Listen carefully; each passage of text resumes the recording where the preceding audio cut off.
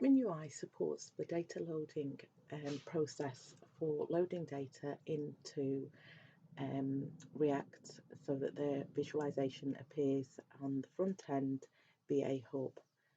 The data loading process involves the Admin UI user logging into Admin UI. Access into Admin UI is dependent on user privileges, so you will only get access if you have been granted access through VA security. There are a number of steps involved in the data loading process. So initially you will need to configure a new drug program. This is the drug program that you want to then add clinical study data sets to. Once a drug program has been configured, a new data set can be configured within that drug program. And upon configuring the data set, this now allows you to then map your source data files to the React mapping tables. So your data files that contain the data for the visualization that you want to see in VA Hub, for example, A&Es, the data file will need to be mapped into a mapping table in Admin UI, which will then take that data from the source data and present the visualization. There are 3 mandatory data files that need to be loaded as a minimum for presentation in VA Hub. These are mandatory patient files, which include the demography, dose, and visit files. Once a data type has been successfully mapped into Admin UI, the data is then loaded into Admin UI. The data load process checks your source data files against the React mappings in the tables in Admin UI. If everything matches okay, the data will be loaded successfully. And then to check the success of the data load, there is a component within Admin UI which allows you to view the status of the load. So you could have, there are 4 statuses. It can be completed, it can be completed green, that means there's no errors, completed amber, that means that there's no errors that directly affect the visualization, but there are components within the data load that are not correctly mapped or correctly assigned in the source data file. So to check your file. There is another status where there's no changes, so the ETL is skipped. So if, for example, you've loaded data into Admin UI, however, the data is no different to the data that was loaded in the last load, there is no, the ETL will not run.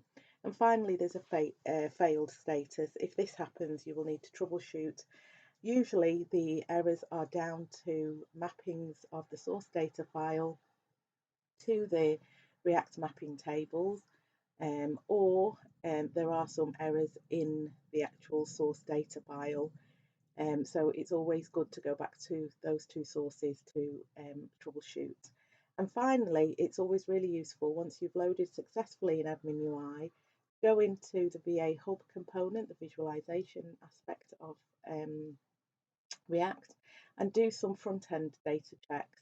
You can do some front-end data checks to see how the visualization is being presented, and also some more detailed checks where you can actually take your some values from your source data files and check them right through to the visualization presented in VA Hub.